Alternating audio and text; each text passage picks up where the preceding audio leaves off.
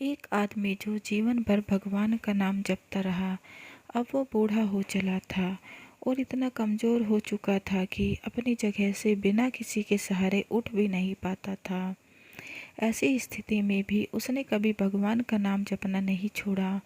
वो पूरा दिन भगवान शंकर के ध्यान में रहता, जिसकी वजह से उसे अपनी तकलीफ़ें भी याद नहीं रहती। बूढ़े आदमी के दो बेटे थे जो उसे नित्यक्रम करने में मदद करते थे।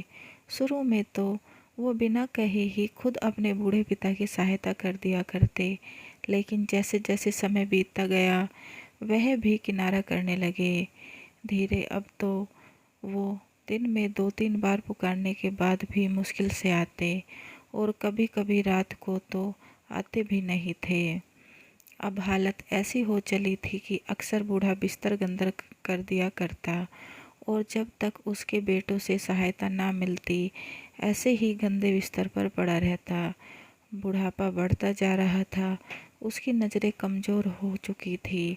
इतनी बदहाली में भी उस आदमी ने भगवान का नाम नहीं छोड़ा था। एक बार बूढ़े को नित्यक्रम करना था, उसने आवाज़ लगाई और अगले ही पल किसी ने उसका हाथ बड़ी कोमलता से पकड़ा और उसे नित्यक्रम करवाकर उसके बिस्तर पर लिटा दिया। यह अब रोजाना होने लगा। जब भी बूढ़ा आवाज़ देता, अगले ही पल उसकी मदद करने के लिए कोई आता और उसे उसके सारे काम कराकर वहाँ से चला जाता।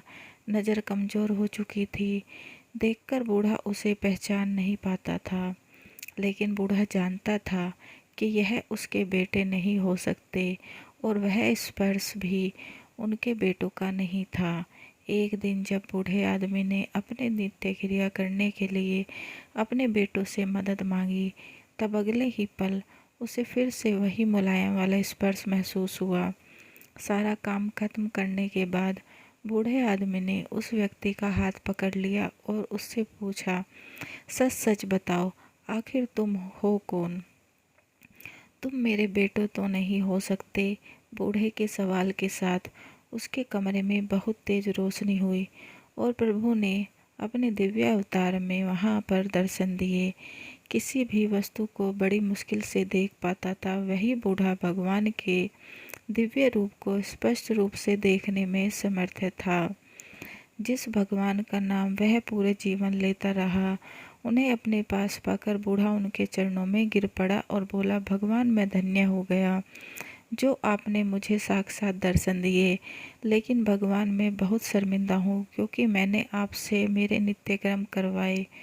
भगवान ने कहा, मेरे लिए सारे काम एक जैसे हैं। अगर वह काम मुझे अपने भक्तों के लिए करना पड़ा तो मुझे सभी कामों में खुशी मिलती है। बूढ़े ने हाथ जोड़ते हुए भगवान से कहा, लेकिन भगवान आप यह सब करने के बजाय मुझे मुक्ति ही क्यों नहीं दे देते? क्या आपके दर्शन मात्र से मेरी मुक्ति संभव नहीं है?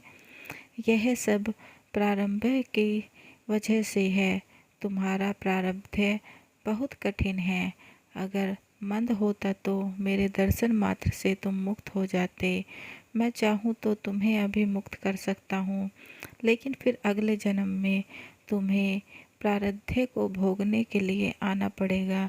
इसलिए मैं तुम्हें खुद तुम्हारा प्रारब्ध काट कर मुक्त कराने के लिए सहायता कर रहा हूँ। भगवान ने कहा।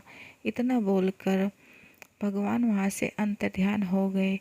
कुछ महीने और काफ़ी तकलीफ भोगने के बाद आखिरकार उस बूढ़े को मुक्ति मिली। दोस्तों, पोस्ट अच्छा लगे तो चैनल को लाइक एंड सब्सक्राइब करना ना भूलें और बेल आइकन को ज़रूर दबाएं ताकि ऐसे ही अच्छे अच्छे पोस्ट के नोटिफिकेशन आपको मिलते रहें।